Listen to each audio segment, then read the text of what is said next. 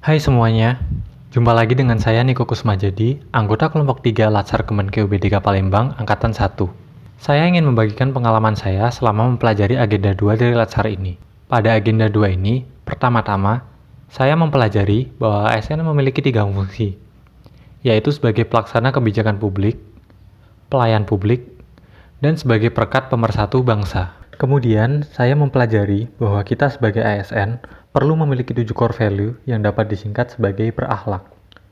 Berakhlak merupakan akronim dari berorientasi pelayanan, akuntabel, kompeten, harmonis, loyal, adaptif, dan kolaboratif. Nilai dasar yang pertama yaitu berorientasi pelayanan, yaitu keinginan untuk memberikan pelayanan prima demi kepuasan masyarakat. Panduan perilaku dari berorientasi pelayanan adalah memahami dan memenuhi kebutuhan masyarakat, ramah, cekatan, serta melakukan perbaikan tiada henti. Core value yang kedua yaitu akuntabel, yaitu bertanggung jawab atas kepercayaan yang diberikan.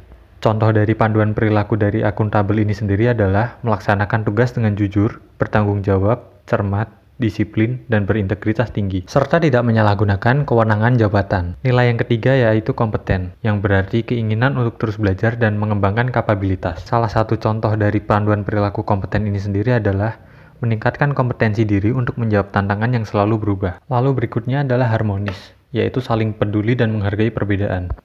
Panduan perilaku dari harmonis sendiri adalah menghargai setiap orang apapun latar belakangnya, serta suka menolong orang lain. Lalu nilai yang kelima adalah loyal, yaitu berdedikasi dan mengutamakan kepentingan bangsa dan negara.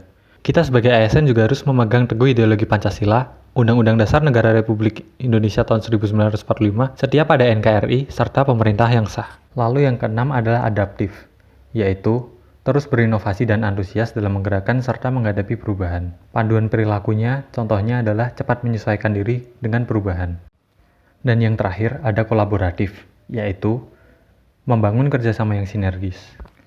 Contoh panduan perilaku dari kolaboratif ini sendiri adalah memberi kesempatan kepada berbagai pihak untuk berkontribusi dan terbuka dalam bekerja sama untuk menghasilkan nilai tambah. Kemudian, selama agenda 2, kami juga diberikan berbagai tugas, baik individu maupun kelompok. Beberapa dari tugas individu membuat saya lebih mengenal lingkungan kerja saya, terutama mengenai budaya berakhlak di lingkungan kantor yang ada dan terwujud dalam tagline kantor, yaitu Batu Raja Pacak, pasti, cepat, dan akuntabel. Sedangkan dari tugas kelompok sendiri, membuat saya belajar beberapa hal di mana berkoordinasi dan bekerja sama itu tidak perlu dilakukan secara tatap muka, namun bisa dilakukan melalui tatap layar dan bahkan melalui pesan singkat. Saya juga belajar bahwa komunikasi itu penting, dan dengan berkomunikasi, kita dapat menyamakan persepsi yang dapat membantu untuk kemudian bekerja sama menuju tujuan yang ingin dicapai secara bersama.